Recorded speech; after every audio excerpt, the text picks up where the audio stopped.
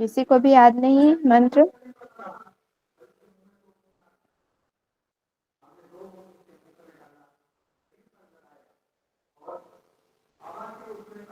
देखिए मंत्र तो आप लोगों को याद करना पड़ेगा, ठीक है? इतना टाइम हो गया हमको करते। कोई एक मंत्र भी याद हो तो आप बताओ, किसी भी मैम उपनिषद का। मैम ईशावास्य उपनिषद का जो पहला मंत्र है ना, वो जिससे हाँ, ईशावास्यो नाम रखा गया। ओके। ओम ईशावास्यम निदम सर्वम यत् किंचन जगत्याम जगत तेन ते कितेन भुज्जिता मा गृथा तस्य सिद्ध धनम। बहुत बढ़िया। ठीक है, प्राणायाम का मंत्र किसी को याद है?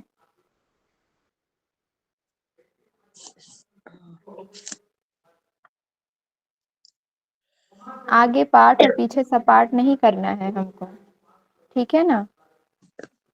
अगर आप लोग अभी याद नहीं करेंगे तो फिर रिवीजन क्लास में तो मैं आप ही लोगों से पूछूंगी, आप ही लोगों से रिवीजन कराऊंगी, तो फिर कैसे करेंगे आप लोग?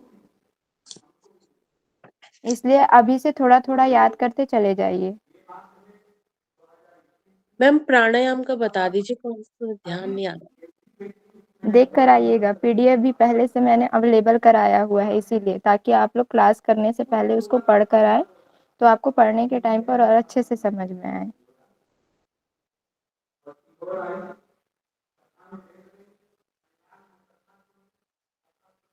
हाँ, केन उपनिषद में है, याद है प्रियंका जी?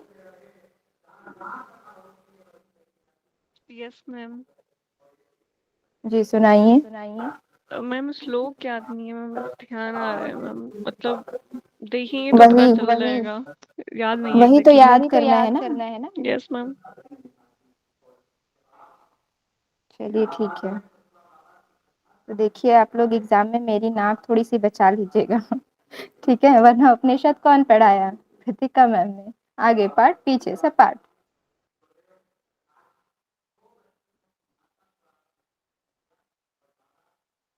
तो बचाएंगे ना आप लोग मेरी नाक? Yes ma'am. ठीक है, तो याद करते जाइए अभी से ही, थोड़ा थोड़ा एग्जाम भी पास आ रहे हैं अब, तो ऐसे काम नहीं चलेगा, ठीक है? मैम इसके चलिए, सभी श्लोक याद करने होंगे? देखिए मैं जब आप लोगों को कराती हूँ उस टाइम पे बताती हूँ कि ये इम्पोर्टेंट है, इसको लिख लीजिए, या इसको इम्पोर्टेंट लगा लीजिए, इसको याद करना है, ऐसा मैं बोलती हूँ ना, तो वहां पर आप लोग टिक मार्क कर लिया करो, ठीक है? जो मेन मेन है, इसको अच्छे से याद रखिएगा, इसको ध्यान रखिएगा, ऐसे बोलती तो वो चीजें इम्पोर्टेंट है। सारे श्लोक तो नहीं, लेकिन जो मेन मेन टॉपिक से हैं, मतलब मेन मेन जो पॉइंट है, जैसे प्राणों से रिलेटेड हो गया, शिक्षा से रिलेटेड हो गया, है ना? तो इस तरीके से आपको मंत्रों को ध्यान में रखना। अगर पूरा याद नहीं कर पा रहे हैं तो थोड़े थोड़े उसके वर्ड्स को आपको ध्यान में रखने हैं, ताकि अगर एग्जाम में वो वर्ड्स आते हैं तो आप एग्जाम से उसका मीनिंग निकाल के उसका आंसर निकाल सको। ओके, तो जब आप लोग को सारी चीजें याद रहेंगी तभी मैं रिवीजन कराऊंगी, अदरवाइज फिर मैं दोबारा से रिवीजन नहीं कराऊंगी आप लोगों को, और ना ही आप लोगों को प्रीवियस ईयर के क्वेश्चन जो है प्रिपेयर कराए जाएंगे। अब ये आप लोग डिसाइड कर लो कि आपको याद करना है कि नहीं करना है। तो अगले बार से तो मुझे ये सुनने नहीं मिलेगा ना कि मुझे याद नहीं है। बताइए आप लोग, याद करेंगे ना सभी? Yes ma'am. Yes ma'am. बस 3 की ही आवाज आ रही है, बाकी लोग तो सो गए हैं लगता है। नो या मैम, फिर करेंगे याद। या फिर उपनिषद नहीं समझ में आ रहा है। ओके, चौथे हिमांशु जी भी आ गए, ज्योति जी भी, ठीक है। चलिए, इतना हम लोग टाइम देकर इसमें पढ़ रहे हैं, अपना टाइम एनर्जी सब चीज लगा रहे हैं, तो ये याद होने चाहिए, ठीक है? और इजी भी है, उतना डिफिकल्ट नहीं है। चलिए, मेरी स्क्रीन शो हो रही है ना?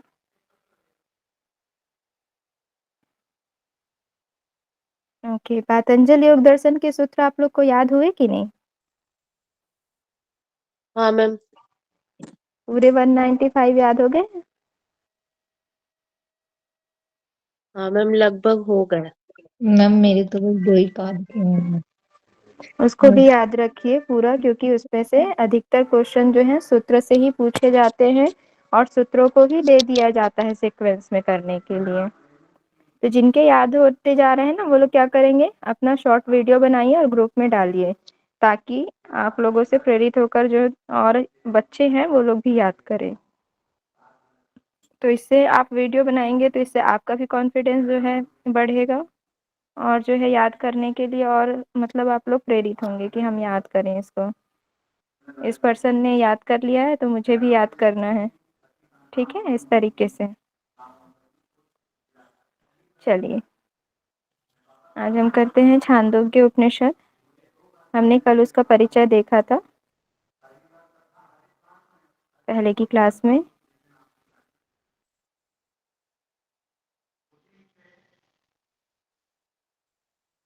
चलिए एक बार रिवाइज कर लेते हैं हम लोग।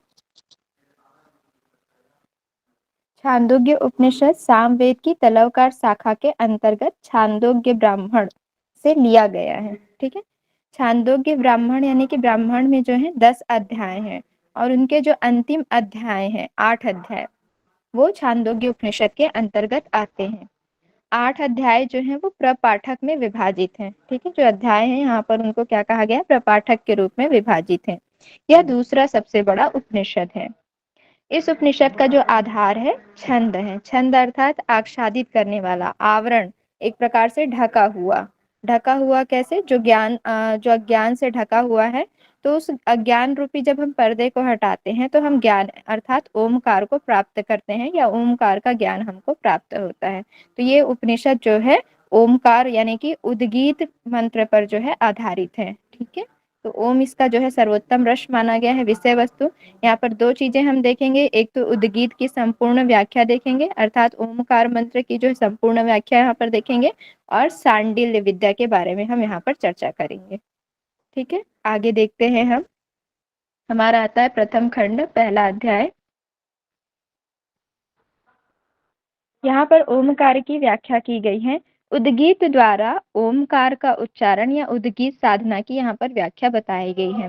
सर्वप्रथम उद्गाता ओम का उच्चारण करके सामगान करता है। उद्गाता अर्थात जो ओम का गायन करने वाला होता है, या जो ओम का उच्चारण करने वाला होता है, उसको क्या कहते हैं, उद्गाता कहते हैं। तो जो उद्गाता होता है वो क्या करता है, ओम का उच्चारण करके उसका सामगान करता है। उसके बाद वह बताता है यहाँ पर कि एसाम भूतानाम पृथ्वी रसः, अर्थात समस्त प्राणियों या पंच महाभूत या पदार्थों का जो रस है या सार बोलेंगे, वो क्या है, पृथ्वी है। फिर पृथ्वी अपो रसः, ठीक है, तो पृथ्वी का यहाँ पर जो रस है वो क्या हो जाएगा, जल। फिर जल का जो रस है वो क्या हो जाएगा, औषधि। ठीक है, अप औषधयो रस। फिर औषधि नाम पुरुषो रसा, फिर औषधि का क्या रस जो हो जाएगा, या सार भाग बोले तो पुरुष हो जाएगा। फिर पुरुष का सार जो हो जाएगा वो वाणी, वाणी का सार ऋक, और ऋक का जो सार हो जाएगा वो साम, और साम को यहाँ पर क्या बोला गया, प्राण कहा गया है। आगे हम उसको देखेंगे। फिर साम का रस यहाँ पर जो बताया गया है उद्गीत अर्थात ओमकार, ओमकार अर्थात प्रणव। ठीक है, ओमकार जो है सभी रसों में सर्वोत्तम रस है यहाँ पर माना गया है। अर्थात यहाँ पर जितने भी ऊपर में ये रस बताए गए हैं उसमें से सर्वोत्तम जो रस है या सार भाग बोलेंगे तो वो उद्गीत है। यह परमात्मा का प्रतीक होने के कारण उपास्य है, अर्थात उपासना योग्य है। इस वाणी, प्राण और ऋचा तथा साम के संयोग से ओमकार का सृजन होता है। ठीक है, अब ओमकार का सृजन कैसे होता है, ओमकार की उत्पत्ति कैसे होती है, ओम जो है बना कैसे है, तो यहाँ पर बताया गया है जो वाणी है और प्राण। ठीक है, तो वाणी को यहाँ पर क्या कहा गया है, ऋचा, और प्राण को कहा गया है साम। इन दोनों का जब संयोग होता है, इन दोनों की जब संधि होती है, तब ओमकार का सृजन होता है। ठीक है, तो यहाँ पर ये दो चीजें याद रखेंगे। क्वेश्चन आ सकता है कि ओमकार की उत्पत्ति कैसे हुई है, तो जब वाणी या वाक बोल सकते हैं, तो वाक अर्थात ऋचा और प्राण अर्थात साम। जैसे वहां पर कौन से उपनिषद में प्राण और रई की जो है व्याख्या आती है, बताइए आप लोग। प्रश्नोपनिषद। कौन से उपनिषद में, प्रश्नोपनिषद। हाँ, तो वहां पर प्राण को क्या बोला गया है, क्या क्या नाम दिया गया है वहां, प्राण को दिन तो रई को रात बोला गया है, प्राण जो है दक्षिणायन है तो उत्तरायण जो है रात्रि है, रई है, सॉरी। ठीक है, उसी प्रकार यहाँ वाणी को बोला गया है ऋचा और प्राण को बोला गया है साम। जब इन दोनों का संयोग होता है तो ओमकार की उत्पत्ति होती है। ओके, चलिए आगे बढ़ते हैं अब हम।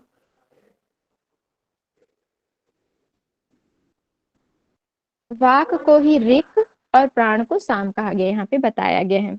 और ओम को क्या कहा गया है? उद्गीत। तो याद रखेंगे, वाक को ऋक कहा गया है, प्राण को साम कहा गया है और ओम को कहा गया है उद्गीत। जब यह ऋक अर्थात वाक और समरूप प्राण, ठीक है, दोनों आपस में मिलते हैं, यानी कि दोनों का संयोग होता है जोड़े के रूप में, तब जो है ओमकार का सृजन होता है। और जब हम उसकी उपासना करते हैं तो उसका क्या फल प्राप्त होता है? तो संपूर्ण कामनाओं की पूर्ति होती है। जो भी हमारी कामनाएं हैं, इच्छाएं हैं, उसकी पूर्ति होती है, यहाँ पर बताया गया है। तो जब ओमकार का उपासना करेंगे तो उसका फल क्या होगा? संपूर्ण कामनाओं की पूर्ति करने वाली होती है। फिर यहाँ बताया गया है तेनेयम त्रयी विद्या वर्तत ओमित्य श्रावत्योमिति संसत्योमित्य उद्गायत्ये तस्यैव तस्य एव अक्षरस्य अपचित्य महिमना रसेन। अर्थात ओम अक्षर से यह त्रयी विद्या प्रवृत्त होती है। कौन सी है त्रयी विद्या? ऋक, यजु और साम, इन तीनों को ही कहा गया है त्रयी विद्या। तो ओम अक्षर से ये जो है त्रयी विद्या उत्पन्न होती है या प्रवृत्त होती है। ओम यह कहकर जो अध्वर्यु है, यानी कि जो सुनने वाला है, वो आश्रवण करता है। ओम यह कहकर होता स्तुति करता है। होता किसको कहते हैं? जो अग्निहोत्र करता है। ठीक है, वो क्या करता है? अग्निहोत्र करते समय ओम की स्तुति करता है। ओम की स्तुति यानी कि ओम के उच्चारण की ही साथ जो है अग्निहोत्र का प्रारंभ करता है या शुरुआत करता है, बोलेंगे। फिर ओम यह कहकर उद्गाता जो है गाता है, अर्थात ओम का उच्चारण करता है। ठीक है, तो यहाँ पर बताया गया ओम अध्वर्यु जो है श्रवण करता है, ओम जो है होता ओम कहकर स्तुति करता है, और जो उद्गाता होता है वो ओम का गायन करता है। इस तरीके से यहाँ पर जो है ओम की महत्ता बताई गई है और उसकी उत्पत्ति कैसे होती है और कैसे उसका गायन किया जाता है, ये यहाँ पर बताया गया। प्रथम खंड हमारा समाप्त हुआ, द्वितीय खंड पर आते हैं। द्वितीय खंड में ये बोला गया है कि देवासुर संग्राम होता है। ठीक है, देवासुर संग्राम की और कहाँ पर चर्चा की गई है बताइए आप लोग। ऐसे ही हमने कहाँ पर देखा था देव और असुरों का युद्ध? केन उपनिषद। बहुत बढ़िया। केन उपनिषद जो है कौन से वेद से लिया गया है? सामवेद, तलवार का शाखा। हाँ, तलवकार शाखा से लिया गया। तो दोनों एक ही वेद के शाखाएं हैं। ठीक है, केन और हमारा छांदोग्य उपनिषद। प्रजापति के पुत्र देवता और असुर किसी कारणवश युद्ध करने लगे। ठीक है, प्रजापति के जो पुत्र हैं, किनको बताया गया? देवता और असुर, किसी कारण से वो लोग युद्ध करने लगे। उनमें से देवताओं ने यह सोचकर कि इसके द्वारा इनका पराभव करेंगे, उद्गीत का अनुष्ठान करते हैं। देवताओं ने सोचा कि अगर हमको असुरों को हराना है तो हमको उद्गीत का उच्चारण करना होगा। ठीक है, उद्गीत का अनुष्ठान करना होगा। तो वो लोग जो है उद्गीत यानी कि ओम की उपासना करने लगते हैं। तो जो ये बात असुरों को पता चल जाती है, तो असुर जो है वो क्या करते हैं कि जब वो देवता उद्गीत का अनुष्ठान करेंगे तो हम उनको उसमें परास्त कर देंगे, पराभव। ठीक है, पराभव का अर्थ यहाँ पर हो जाएगा परास्त कर देंगे। ऐसा सोचकर वो जो है जो असुर हैं वो देवताओं के उपासना में जो है विघ्न डालने लगते हैं। हमने जैसे कि पहले भी ये सुना है कि जैसे कि ऋषि मुनि यज्ञ करते थे, तो जो असुर होते थे वो अपनी पूजा पाठ कराने के लिए ऋषियों के जो यज्ञ वगैरह हवन वगैरह होते थे उसमें जो है विघ्न डालते थे। कभी उसमें रक्त जो है डाल देते थे, हड्डी डाल देते थे, इस तरीके से जो है उनको यज्ञ करने नहीं देते थे। उसी प्रकार जब यहाँ पर देवता ओम की उपासना करने लगते हैं तो उपासना करते हैं तो वे भी उसमें विघ्न डालते हैं। तो सबसे पहले जो देवता हैं वो नासिका में रहने वाले प्राण के रूप में, यानी कि नासिका से ओम का उच्चारण करने की वो कोशिश करते हैं देवता। ठीक है, तो असुर वहां पर क्या करते हैं? वहां पर जो है छिद्र करके उसमें विघ्न डाल देते हैं। इसलिए नासिका से हम जो है सुगंध और दुर्गंध दोनों को ही दोनों का अनुभव करते हैं। यदि देवता असुर उस समय ऐसा ना करते तो आज हम अभी तक के केवल हमें सुगंध ही आती, हर चीजों को दुर्गंध नहीं आती। तो वहां पर जो है असुर विघ्न डालते हैं, इसलिए हम सुगंध भी यानी कि खुशबू को भी जो है अनुभव करते हैं और दुर्गंध यानी कि बदबू दोनों को यानी कि सूंघने का कार्य होता है। तो ये असुरों के कारण हुआ है ऐसा। ठीक है, ऐसा समझ सकते हैं। फिर देवता जो है वाणी के रूप में जो है ओम का उच्चारण करते हैं, तो वहां पर भी जो है वो वे छिद्र करके वहां पर जो है विघ्न डालते हैं। इसलिए देवताओं के कारण जब उपासना करते हैं तो इसलिए सत्य भी बोला जाता है, और जब वहां पर असुर विघ्न डाले इसलिए झूठ भी बोला जाता है। तो वाणी से दो कार्य होते हैं, सत्य भी बोलते हैं हम, मिथ्या भी बोलते हैं। अगर वहां पर जो है असुर विघ्न न डालते तो आज हमारी वाणी से सत्य ही निकलता, झूठ नहीं निकलता। तो जहां पर अगर याद रखें कि अगर हम सत्य बोल रहे हैं तो वो देवताओं वाले गुणों के कारण हम सत्य बोल रहे हैं, और अगर झूठ बोलते हैं तो वहां पर असुरों के गुण होते हैं। इस तरीके से समझ सकते हैं। फिर देवताओं ने क्या किया कि चक्षुष से जो है ओम की उपासना करनी चाहिए, उद्गीत का उपासना करना चाहा।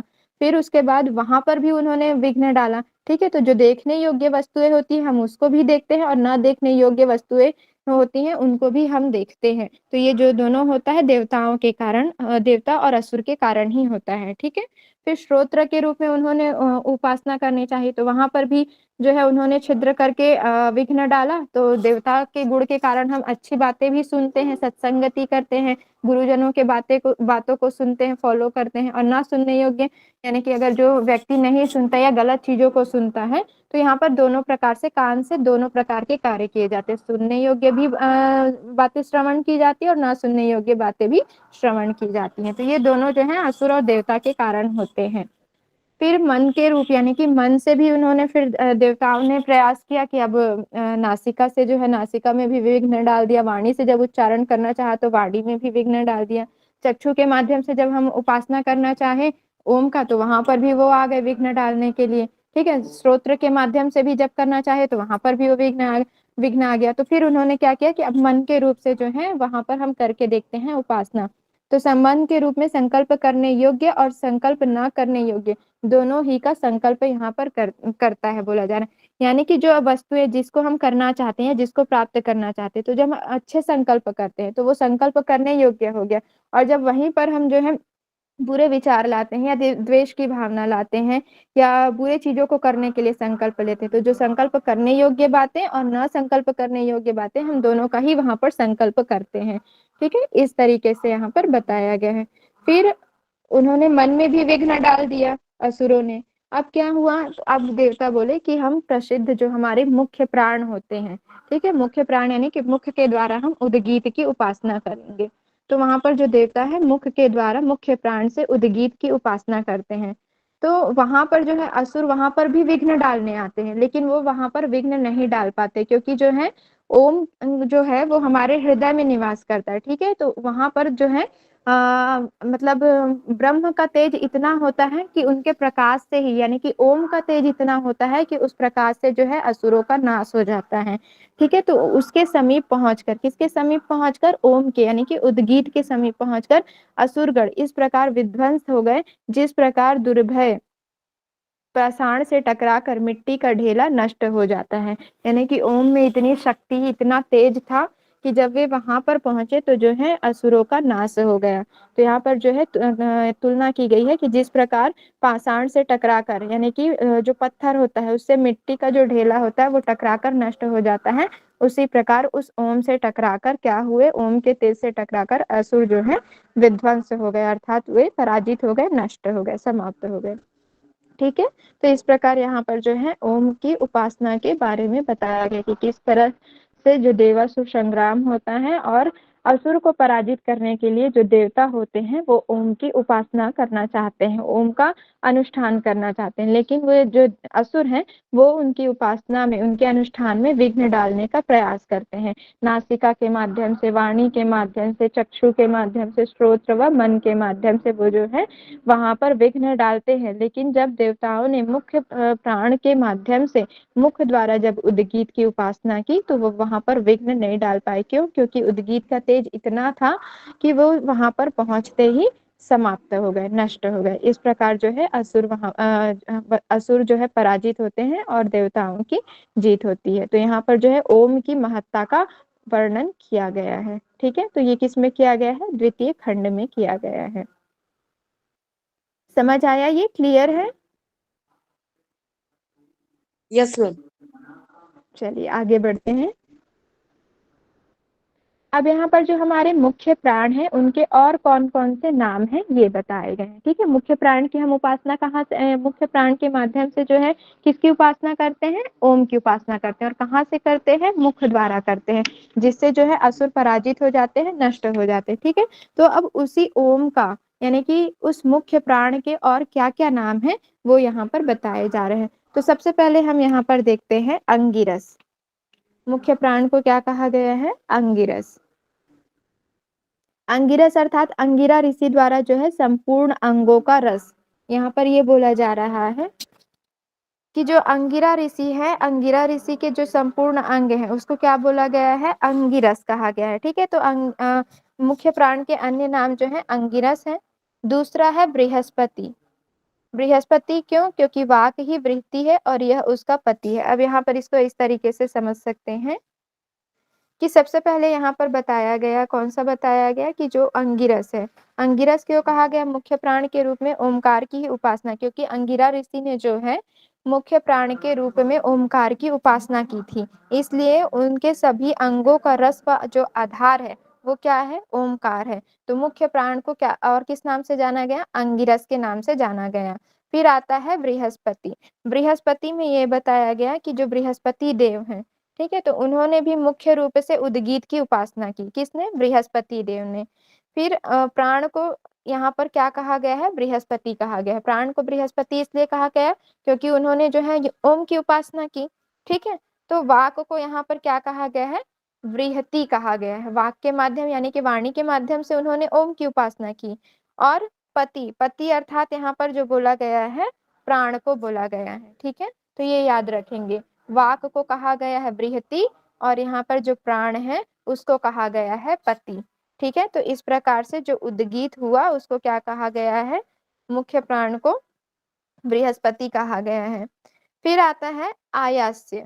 ठीक है, तो मुख्य प्राण को और क्या कहा जाता है? आयास्य, या इसकी उपासना आयास्य ऋषि ने की। यहाँ पर लिखा है यह आस्य मुख से निकलता है, अर्थात आयास्य ऋषि ने भी प्राण के रूप में उद्गीत की उपासना की, अतः इस प्राण को आयास्य के नाम से जाना जाता है। ठीक है, तो यहाँ प्राण को आस्य कहा गया है और ये किससे निकलता है?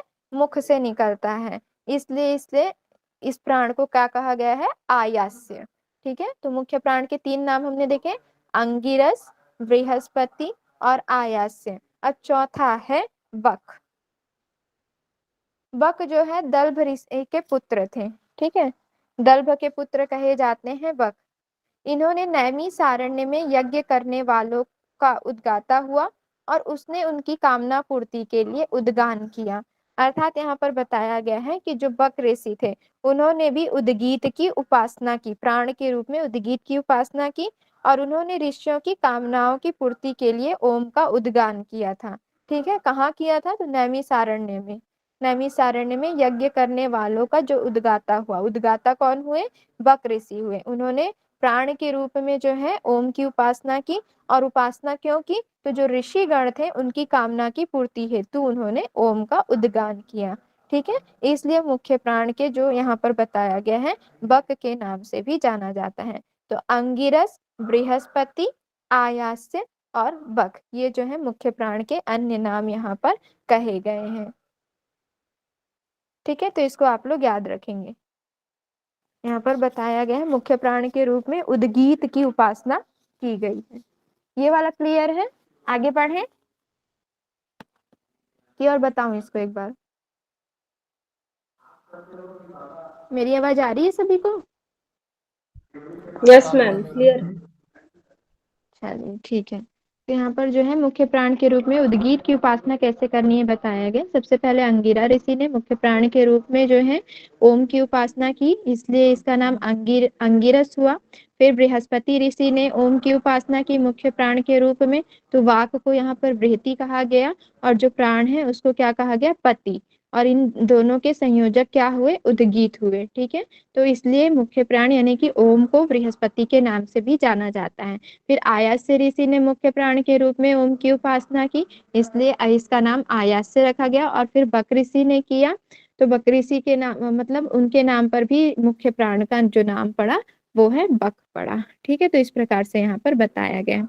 अब यहाँ बोला जा रहा है आगाता वै कामना भवति य एतद एवं विद्वानक्षर उद्गीत उद्गीतम उपास्त इत्य अध्यात्म, अर्थात इसे इस प्रकार जानने वाला जो विद्वान इस उद्गीत संज्ञक अक्षर की इस प्रकार उपासना करता है वह कामनाओं का आगान करने वाला होता है। अर्थात जो विद्वान ओम की उपासना करता है वह सभी कामनाओं को प्राप्त करने वाला होता है, यहाँ पर बताया गया है। ठीक है, चलिए आगे देखते हैं। अब द्वितीय खंड हमारा कंप्लीट हुआ। तो सबसे पहले हमने प्रथम खंड में देखा कि ओम की उत्पत्ति कैसे हुई है, उसका सृजन कैसे हुआ है। फिर द्वितीय खंड में हमने देखा कि जो देवासुर संग्राम है वो कैसे हुआ और कैसे कैसे वहां पर जो है ओम की उपासना की गई।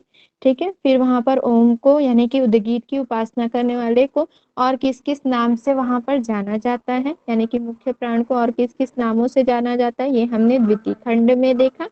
अब हम तीसरे खंड में देखेंगे कि आदि दैविक रूप से ओमकार की उपासना किस प्रकार से की जाती है। तो यहाँ पर बताया गया है आदि दैविक रूप से ओमकार की उपासना कैसे करनी है। ठीक, तो जैसे शरीर में मुख्य प्राण उद्गीत का प्रतीक है वैसे ब्रह्मांड में सूर्य उद्गीत का प्रतीक है। ठीक है, तो यहाँ पर ये बोला जा रहा है कि जो हमारा शरीर है उसमें मुख्य प्राण जो है ओमकार का प्रतीक है। उसी प्रकार ब्रह्मांड में उद्गीत यानी कि ओम का जो प्रतीक है वो सूर्य है। क्यों? सूर्य से ही सारी एनर्जी जो है प्राप्त होती है। ठीक है, तो प्राण और सूर्य दोनों परस्पर समान ही बोला जा रहा है। ठीक है, तो प्राण और सूर्य दोनों परस्पर समान है क्योंकि प्राण और सूर्य दोनों उष्ण है, दोनों ऊर्जा प्रदान करने वाली है। प्राण के माध्यम से शरीर को ऊर्जा मिलता है और सूर्य के माध्यम से सारे ब्रह्मांड को ऊर्जा मिलता है और सूर्य के माध्यम से हमारे शरीर को भी ऊर्जा मिलता है। ठीक है, तो यहाँ पर बताया गया कि प्राण और सूर्य दोनों समान है। क्यों? क्योंकि दोनों उष्ण होते हैं। और प्राण स्वर अर्थात मरने पर इस शरीर से जाने वाला और सूर्य स्वर अस्त हो जाने वाला है, वह प्रत्यास्वर अस्त होने के बाद लौट आता है। अर्थात ये बोला जा रहा है कि जो प्राण हैं यानी कि प्राण जो है वो मरने पर इस शरीर से जाने वाला होता है। उसी प्रकार सूर्य भी अस्त होने वाला होता है, सूर्य अस्त होकर वापस लौटने वाला होता है। उसी प्रकार प्राण जो है एक शरीर को छोड़कर दूसरे शरीर में जाने वाला होता है। ठीक है, तो यहाँ पर जो है प्राण स्वर और सूर्य स्वर के बारे में बताया गया है। प्राण और अपान की संधि जो है यहाँ पर बोला गया है व्यान है, इसकी उसको उद्गीत मानकर उपासना करें। ठीक है, तो इसको याद रखेंगे, ध्यान रखेंगे। प्राण और अपान की संधि यहाँ क्या बताया गया है? व्यान बताया गया है और इसे ही उद्गीत समझकर इसकी उपासना करें। अर्थात प्राण और अपान की जब संधि होती है तो एक नया रूप बनता है व्यान, और व्यान को ही ओम समझकर उसकी उपासना करें, बताया जा रहा है। ठीक है, अब यहाँ पर उद्गीत का अर्थ, उद्गीत शब्द का क्या अर्थ होता है ये यहाँ पर चर्चा की गई है। देखते हैं उद्गीत शब्द का अर्थ क्या होता है। तो जो उद्गीत है वो उत प्लस गी प्लस थ से मिलकर बना हुआ है उद्गीत। तो शरीर में जो उद्गीत का प्रतीक है वो हम देखते हैं शरीर में किस रूप से विद्यमान है। तो शरीर में जो उत है वो प्राण के रूप में विद्यमान है, गी जो है वो वाणी के रूप में विद्यमान है और थ जो है वो अन्न के रूप में विद्यमान है। ठीक है, उसी प्रकार अगर हम लोक में देखें तो लोक में हम देखेंगे उत जो है वो द्योलोक के रूप में विद्यमान है शरीर में, गी जो है अंतरिक्ष लोक के रूप में विद्यमान है और था जो है वो पृथ्वी रूप में विद्यमान है। ठीक है, इस प्रकार से जो है शरीर में इसका जो है प्रतीक बताया गया है, किसका? उद्गीत का। उसके बाद हम ब्रह्मांड में प्रतीक देखें तो ब्रह्मांड में यहाँ पर बताया गया है, क्या बोला गया है? जैसे शरीर में मुख्य जो रूप से है प्राण को कहा गया है, उसी प्रकार ब्रह्मांड में किसको कहा गया है? आदित्य, आदित्य अर्थात सूर्य को। गी के रूप में वायु विद्यमान है और थ के रूप में अग्नि। उसी प्रकार वेदों में हम देखें तो उत यानी कि सामवेद के रूप में विद्यमान है, गी जो है यजुर्वेद के रूप में विद्यमान है और थ जो है वो ऋग्वेद के रूप में विद्यमान है। हम हमेशा ऋग्वेद, यजुर्वेद और सामवेद पढ़ते हैं ना, तो ये यहाँ से उल्टा दिया गया हुआ, पहले सामवेद दिया है, फिर यजुर्वेद दिया है, फिर ऋग्वेद दिया है। तो आप ऐसे भी याद कर सकते हैं या फिर इधर से भी आप इसको याद कर सकते हैं। ठीक है, तो यहाँ पर जो है बताया गया है कि उत को क्या बोला गया है? प्राण का पर्याय बोला गया है। ठीक है, प्राण का पर्याय इसलिए बोला गया है क्योंकि प्राण की शक्ति से जो है प्राणी ऊपर की ओर उठते हैं। ठीक है, वाणी को यहाँ पर क्या बोला गया है, गी बोला गया है, गी अक्षर से, यानी कि वाणी को गिरा कहते हैं। और था को क्या कहते हैं, अन्न कहते हैं, क्योंकि अन्न के आश्रय से ही संपूर्ण प्राणी जो है स्थित होता है, जीवित होता है। ठीक है, तो यहाँ पर जो बताया गया है, शरीर में प्रतीक के रूप में जो है प्राण बोला गया है, गी को वाणी के रूप में विद्यमान है बोला गया है, और था को अन्न के रूप में विद्यमान बोला गया है। उसी प्रकार उत को बोला गया है द्यो, द्यो अर्थात स्वर्गलोक, और गी को बोला गया है अंतरिक्ष, और था को बोला गया है पृथ्वी। ठीक है, उसी प्रकार यहाँ पर जो है ब्रह्मांड के रूप में अगर देखें तो आदित्य बोला गया है, उत जो है आदित्य के रूप में विद्यमान है, गी वायु के रूप में विद्यमान है, और था जो है अग्नि के रूप में विद्यमान है। उस प्रकार वेदों में देखें तो सामवेद उत के रूप में विद्यमान है, गी के रूप में यजुर्वेद, और ऋग्वेद जो है वो अन्न या थ के रूप में विद्यमान है। ठीक है, तो यहाँ पर बोला गया है कि उद्गीत अर्थात वाणी के माध्यम से अन्न की शक्ति रूप प्राणों को ऊपर उठाना। ठीक है, ऊपर उठाना, उत यानी कि ऊपर उठाना, किसके माध्यम से, प्राणों के माध्यम से ऊपर उठाना, प्राण शक्ति को श्रेष्ठ एवं शक्तिशाली बनाना है। ठीक है, इसलिए ओमकार की शक्तिशाली साधना में से एक साधना जो बोला गया है वो उद्गीत उपासना बोला गया है। इन उद्गीताक्षरों की जो उपासना करता है इस उसके लिए वाणी जो वाक का दो है उसका दोहन करती है। ठीक है, वाणी जो है किसका दोहन करती है, ओम अक्षर का, तथा वह अन्नवान और अन्न का भोक्ता होता है। ठीक है, तो इसको मेन रूप से आप इसको याद रखेंगे कि किन किन रूपों में ये विद्यमान है। इस तरीके से क्वेश्चन आ सकता है। चलिए आगे बढ़ते हैं हम। तृतीय प्रपाठक का 14 खंड बोला यहाँ पर जा रहा है, यानी कि तृतीय अध्याय का ही 14 खंड। अब हम देखते हैं सांडिल्य विद्या। ठीक है, सांडिल्य विद्या क्या है, यहाँ पर हम इसको जानेंगे। सर्व खल्विदम ब्रह्म तज्जलानिति शांत उपासित, अर्थात संपूर्ण जगत निश्चय ही ब्रह्म रूप है, उसकी जलान मानकर शांत होकर उपासना करनी चाहिए। अर्थात यहाँ पर बोला जा रहा है कि जो संपूर्ण जगत है वो ब्रह्म का ही स्वरूप है, और उसकी जलान मानकर, यानी कि यहाँ पर जो है ब्रह्म को क्या बोला गया है, जलान बोला गया है। जैसे केन उपनिषद में ब्रह्म को क्या बोला गया है, बताइए आप लोग, क्या बोला गया है केन उपनिषद में, ब्रह्म को किस नाम से जाना जाता है, यक्ष के नाम से। हाँ, यक्ष का रूप लेकर तो वो आए थे, लेकिन और किस नाम से बोला गया है वहां पर, किसी को याद नहीं? तद्वन। बहुत बढ़िया, वेरी गुड। उसी प्रकार जैसे केन उपनिषद में वहां पर ब्रह्म को तद्वन बोला गया है, और यहाँ पर जो है ब्रह्म को जलान कहा गया है, तो उनको जलान मानकर शांत होकर उसकी उपासना करनी चाहिए, किसकी, ब्रह्म की। ठीक है, तो यहाँ पर जो है सांडिल्य ऋषि के द्वारा विद्या दी गई है, तो उन्होंने ही यहाँ पर बताया कि जो संपूर्ण जगत है वो ब्रह्म का ही स्वरूप है, उनको जलान मानकर शांत होकर उनकी उपासना करनी चाहिए। तो इसको याद रखेंगे, ये इम्पोर्टेंट है। सर्व खल्विदम ब्रह्म तज्जलानिति शांत उपासित। फिर दूसरा आता है अथ खलु क्रतुमय, अर्थात उपासना तक सीमित ना करके कर्म करें क्योंकि वह क्रतुमय है। ठीक है, यानी कि हमको उपासना तक सीमित नहीं रखना है, उपासना करने के साथ साथ हमको कर्म भी करना है। क्यों, क्योंकि वह क्रतुमय है। क्रतुमय अर्थात, क्रतु का अर्थ आया था आप लोगों के एग्जाम में, बताइए क्या होता है क्रतु का अर्थ, किसी को याद है क्रतु का अर्थ? मनोरथ शक्ति। जा चुका है बहुत बढ़िया, उपासना। हाँ, जब हम उपासना करेंगे, है ना, उपासना करने के साथ साथ जब हम कर्म करेंगे तो हमारी जो भी मनोकामना है, ठीक है, हमारी इच्छाएं हैं, वो क्या होगी, पूरी होगी। तो वह क्रतुमय है, यानी कि सभी मनोरथ सिद्धियों को पूर्ण करने वाली है, इसलिए उपासना के साथ साथ हमको कर्म भी करना है। अब यहाँ पर जो है ब्रह्म के गुण बताए गए हैं, देखते हैं ब्रह्म के गुण कौन कौन से हैं।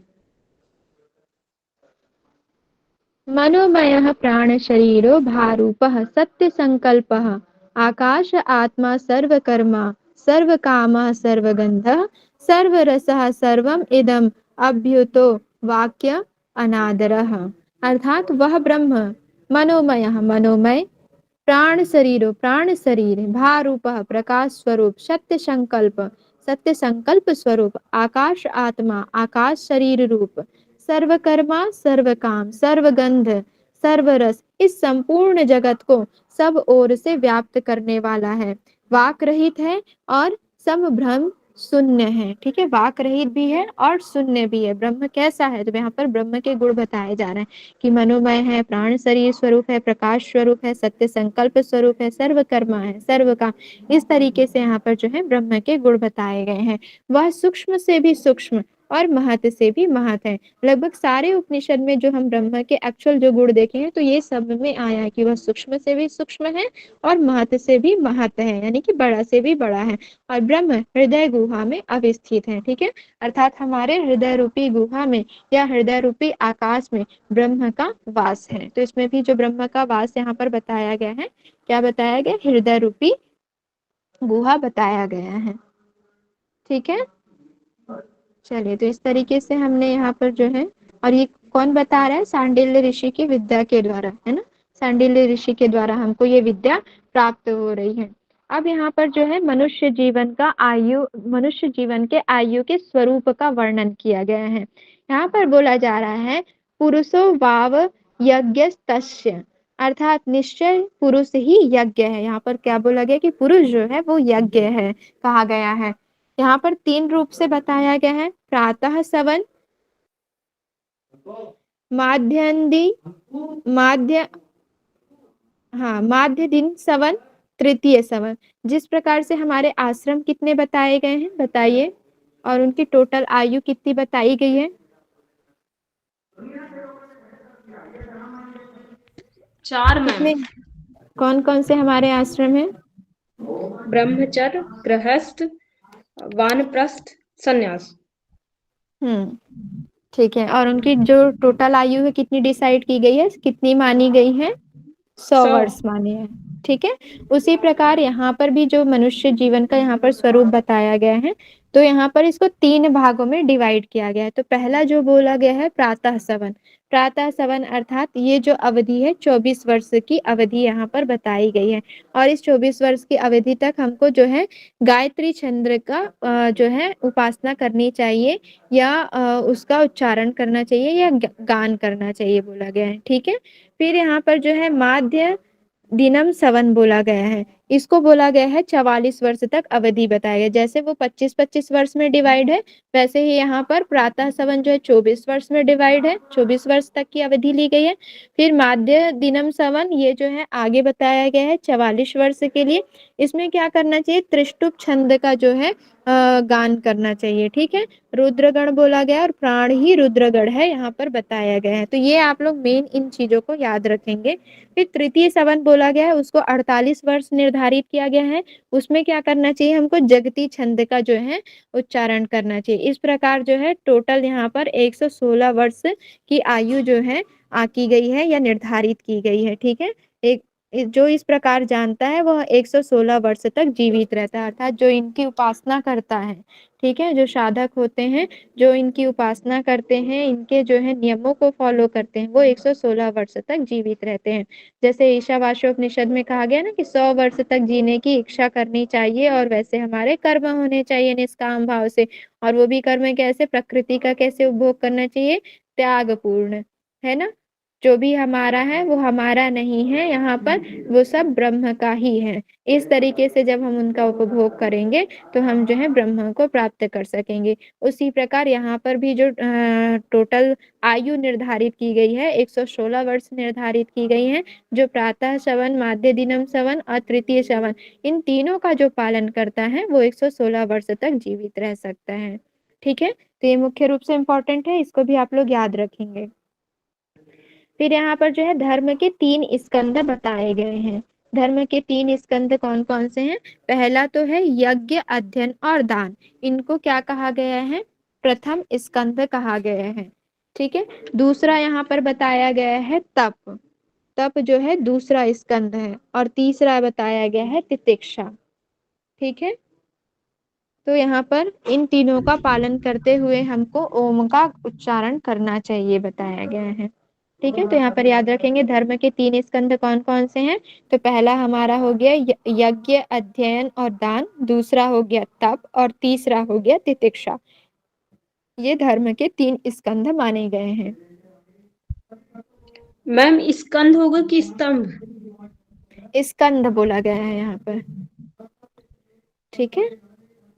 ओके मैम तितिक्षा क्या चलिए होता आगे है? बढ़ते हैं। बताइए तितिक्षा क्या होता है। तितिक्षा और हम कहाँ देखे हैं? षट दर्शन। सठ दर्शन कौन मैम कौन से सम हैं? दम तितिक्षा। वशिष्ठ से योग हम ये वशिष्ठ। बहिरंग साधन है, बहिरंग साधन। किसके बहिरंग साधन है? ज्ञान योग। हाँ, वेरी गुड। ठीक है, तो ये ज्ञान योग के साधन के अंतर्गत आते हैं। ठीक है, और जो आप सठ दर्शन बोल रहे हैं वो सठ संपत्ति है, सम दम। ठीक है, ओके मैम, गलती हो गई। कोई बात नहीं। चलिए ठीक है, आगे बढ़ते हैं। तो ये याद रखेंगे धर्म के 3 स्कंद के रूप में।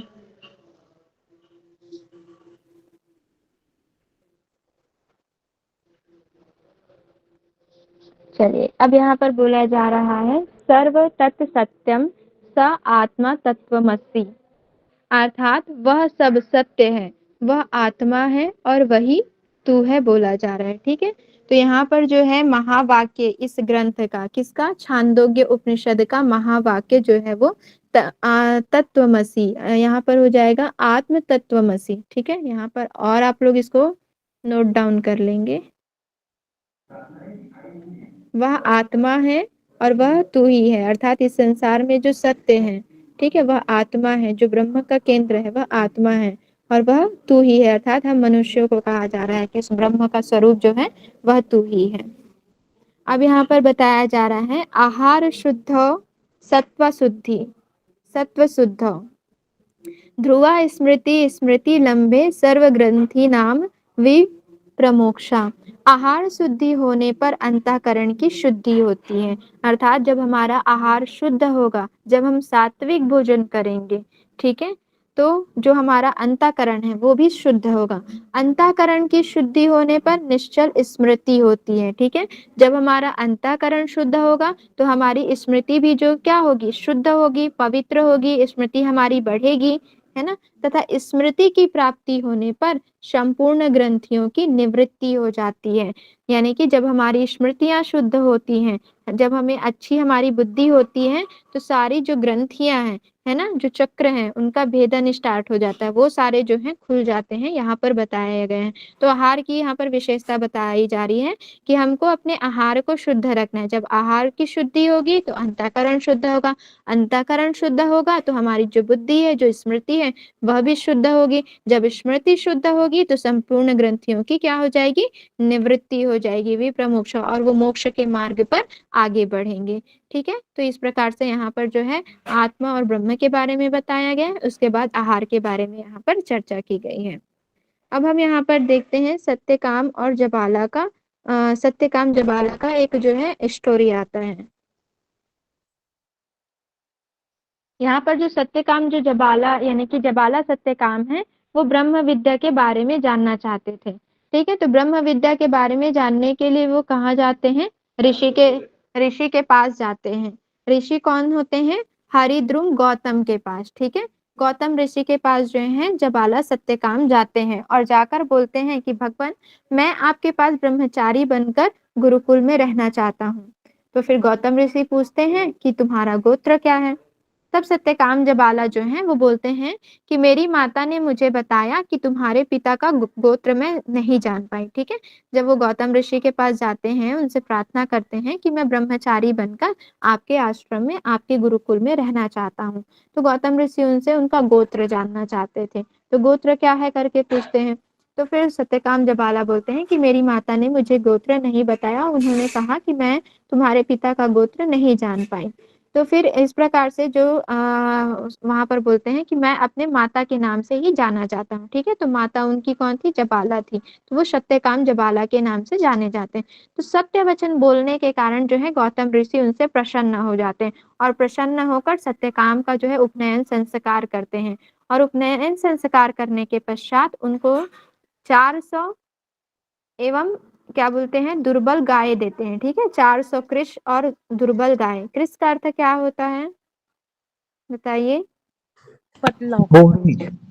हाँ, पतली दुबली गाय जो दुर्बल है वो गाय उनको दे देते हैं। और बोलते हैं वहां पर जब गौतम ऋषि कि मैं ये तुमको 400 गाय दे रहा हूँ और जब तक ये 1000 गाय ना हो जाए तब तक तुम वापस मत आना, तब तक तुम इन गायों को लेकर चराते रहना। ठीक है, इस तरीके से वहां पर गौतम ऋषि बोलते हैं। तो वो फिर क्या बोलते हैं, हजारों गायों को लेकर चलाने चले जाते हैं, कहाँ? वन में। ठीक है, तो जब तक क्या बोलते हैं वो वर्षों तक के वहां भ्रमण करते रहते हैं। और वर्षों तक भ्रमण करने के पश्चात एक दिन जो वृषभ बैल है वो बोलता है कि हे सत्यकाम, अब हम 400 से 1000 हो गए हैं, आप हमें आचार्य के पास ले चलो। उसके बाद वहां पर वृषभ, अग्नि, हंस और मदगु ये जो क्रमशः हैं सत्यकाम जबाला को ब्रह्म ज्ञान का उपदेश वहां पर देते हैं। ठीक है, तो वहां पर गौतम ऋषि किसको देते हैं? 400 गाय सत्यकाम जबाला को देते हैं और बोलते हैं कि जब तक ये 1000 गाय ना हो जाए तब तक तुम मेरे पास वापस मत आना। फिर जो है सत्यकाम वन में चले जाते हैं, उनको चराने लगते हैं। ऐसे करके वर्षों वर्षों बीत जाते हैं और 400 से जब 1000 गाय हो जाती हैं तो वहां पर जो वृषभ है, वृषभ यानी कि जो बैल है, वो बोलता है कि अब हम 400 से 1000 हो गए हैं, तो आप हमको जो है आचार्य के पास ले चलो। उसके बाद वहां पर जो है वृषभ है, अग्नि है, हंस और मदगु ये जो है उनको ब्रह्म ज्ञान प्रदान करते हैं। तो सबसे पहले वृषभ ने वहां पर बताया कि जो ब्रह्म का प्रथम पाद है, तो ब्रह्म का प्रथम पाद क्या है? बोला 4 दिशाओं के रूप में उन्होंने बताया। ठीक है, 4 दिशा को बोला कि ब्रह्म का जो प्रथम पाद है वो 4 दिशाएं हैं और ये जो है ब्रह्म को प्रकाशवान करते हैं, या प्रकाशवान नामक 4 कलाओं वाला पाद है बोलते हैं। ठीक है, तो जो ब्रह्म का जो 4 पैर है यानी कि 4 दिशाएं वो कैसे हैं? वो प्रकाशवान है। इस तरीके से वहां पर वृषभ जो है जबाला को बताते हैं कि पहला पाद ब्रह्म का वो 4 दिशाएं हैं और वो कैसे हैं? प्रकाशवान रूप में है। फिर अग्नि बताते हैं उनका दूसरा पाद। वो बोलते हैं कि जो ब्रह्म का दूसरा पाद है वो पृथ्वी, अंतरिक्ष, द्युलोक, समुद्र ये सब जो है वो ब्रह्म को अनंतवान यानी कि अनंतवान नामक 4 कलाओं वाला पाद यहाँ पर बताते हैं कि ये सब जो है अनंत हैं, जन्म जन्मांतर से ये चले आ रहे हैं। ठीक है, इनका कोई अंत नहीं। तो यहाँ पर जो है अग्नि बताते हैं कि ब्रह्म का जो दूसरा पाद है वो पृथ्वी, अंतरिक्ष, द्युलोक और समुद्र है। फिर हंस जो है ब्रह्म के तीसरे पाद को बताते हैं, कौन कौन से? अग्नि, सूर्य, चंद्रमा, विद्युत ये सब जो है ब्रह्म के तीसरे पाद हैं और ये ज्योतिषमान है। ठीक है, ये सब जो है ब्रह्म की ज्योतियां हैं। फिर मदगु ने बताया ब्रह्म का चौथा पाद क्या है, तो वो बोलते हैं प्राण, चक्षु, श्रोत्र, मन ये सब जो है ब्रह्म के चौथे पाद हैं और ये जो है आयतवान नामक 4 कलाओं वाला पाद है। ठीक है, यहाँ पर जो आयतन यानी कि ये जो है सब क्या है? शरीर के आधार हैं, यहाँ पर इस तरीके से बताया गया और ये सब जो है ब्रह्म के आयतन के रूप में लिए जाते हैं। ठीक है, तो वृषभ ने पहला पाद बताया, 4 दिशाओं को पहला पाद बोला। फिर अग्नि ने बताया पृथ्वी, अंतरिक्ष, द्युलोक, समुद्र ये सब दूसरे पाद हैं ब्रह्म के। हंस ने बताया ब्रह्म का तीसरा पाद, अग्नि, सूर्य, चंद्रमा, विद्युत ये सभी जो है ब्रह्म की ज्योतियां हैं और ज्योतिषमान नामक 4 कलाओं वाले पाद हैं बोला। फिर मदगु ने चतुर्थ पाद बताया, प्राण, चक्षु, श्रोत्र, मन ये ब्रह्म के जो है चौथे पाद हैं और ये किस रूप में है? आयतनवान के रूप में विद्यमान है। ठीक है, आयतन मतलब जो शरीर का आधार होता है उसके रूप में ये विद्यमान है। इस तरीके से यहाँ पर जो है ब्रह्म की विद्या की विद्या दी गई किसको? सत्यकाम जबाला को, उनको ब्रह्म ज्ञान प्राप्त हुआ। ठीक है, इस प्रकार हमारा जो है छांदोग्य उपनिषद कंप्लीट हुआ। किसी के कोई डाउट है तो आप पूछ लीजिए। क्लियर है ना ये सभी? मेरी आवाज आ रही है? मतलब क्या है? आयतन मतलब आधार बोल सकते हैं। जो हमारे ये शरीर है उसको चलाने वाले कौन है? प्राण, चक्षु, श्रोत्र, मन और ये सब किसकी शक्ति से कार्य करते हैं? ब्रह्म की शक्ति से कार्य करते हैं। ठीक है, हमने केन उपनिषद में पहले ही ये देख चुका है कि इन सब चीजों को ब्रह्म का आयतन कहा गया, वहां पर भी आता है आयतन व इमारत के रूप में। याद आया? देखिएगा Yes, केन उपनिषद को। ठीक है, चलिए। और किसी को कुछ पूछना है? किसी को कहीं पर कुछ समझ में ना आया हो तो? और इसका याद रखेंगे, महावाक्य जो है आत्म तत्वमसि। ठीक है,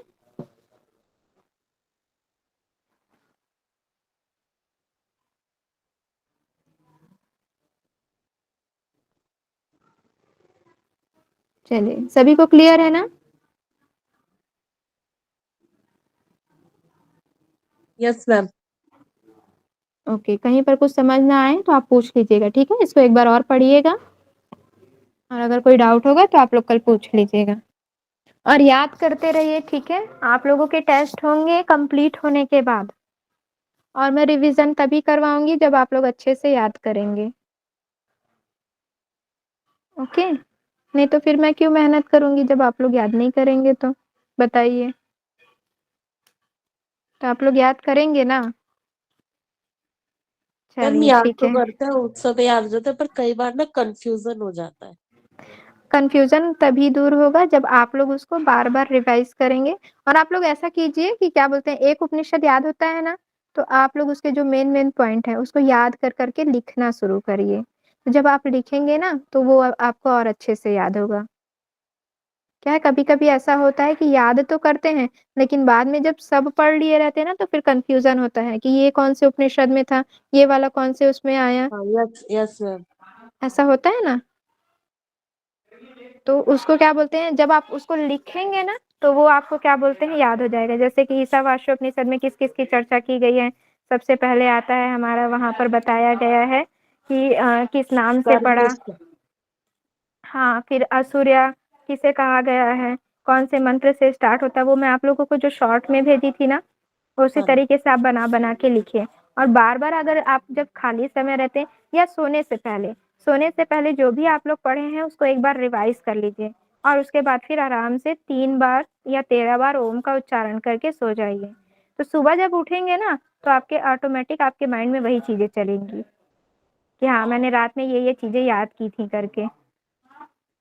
ठीक है, इस यस तरीके मैम। से आप लोग याद करेंगे तो ओके आप लोगों को कंफ्यूजन भी नहीं होगा और अच्छे से याद भी हो जाएगा। और जब पूरा पढ़ लेंगे उसके बाद उसको चार्ट फॉर्म में बनाकर याद करने की कोशिश करिएगा। ओके, लास्ट में मैं आप लोगों को जो उसका होगा कंपैरेटिव स्टडी, वो भी आप लोगों को उसमें कराया जाएगा। ठीक है, तो आप लोगों को वो बेनिफिट तभी होगा जब आप लोग उसको अच्छे से याद कर पाएंगे।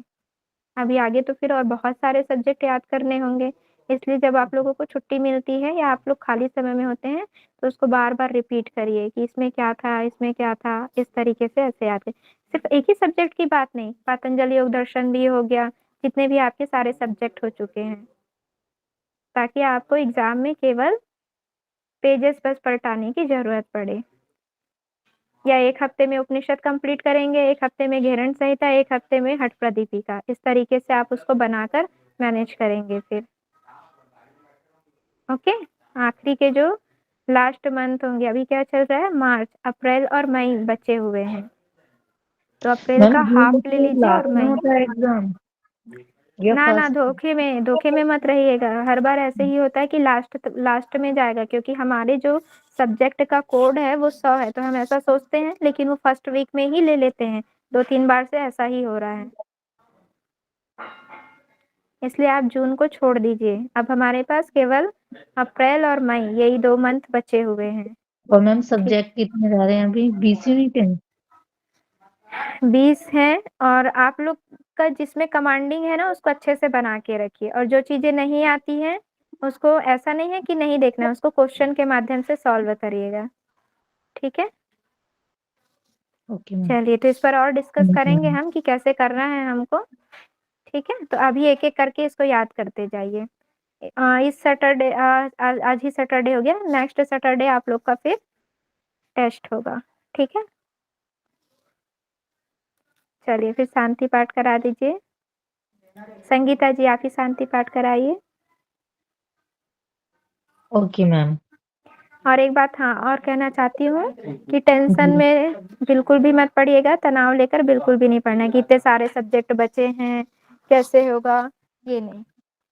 अच्छे से शांत होकर और इंटरेस्ट के साथ पढ़िएगा। अभी थोड़ा-सा लग रहा है कि इतना सारा है तो कैसे याद होगा, लेकिन आप जब पढ़ना स्टार्ट करेंगे, 1-2 बार रिवाइज़ करेंगे, कुछ नहीं तो याद ना करते हुए जो पीडीएफ मैंने भेजा है, उसको आप लोग 1-1, 2-2 बार ऐसे ही पढ़िए। फिर आप लोग देखिएगा, आप लोग को खुद पता चलते जाएगा कि हाँ, ये चीज़ें इसमें हैं, वो आप लोग को ऑटोमेटिक ही याद होती जाएगी। Okay ma'am. ठीक है? Thank you ma'am. यस। चलिए ठीक है संगीता जी। 3 बार ओम का उच्चारण करेंगे, प्रेयर फिर शांति पाठ। ओम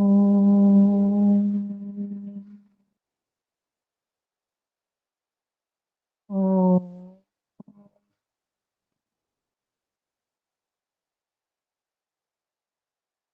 ओम ओम।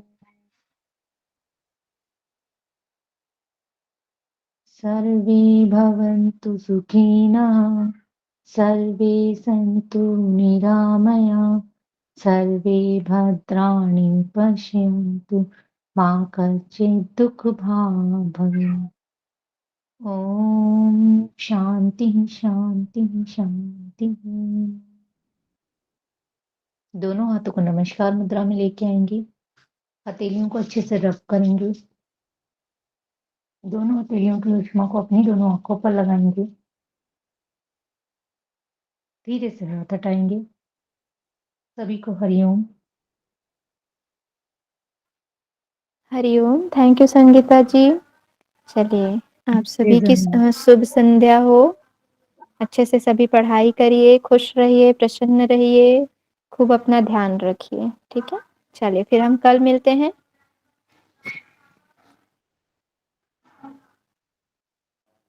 ओके, लेफ्ट कर जाइए आप लोग, रिकॉर्डिंग अपने आप ही ऑफ हो जाएगी। ज्योति जी, ज्योति जी मेरी आवाज़ आ रही है?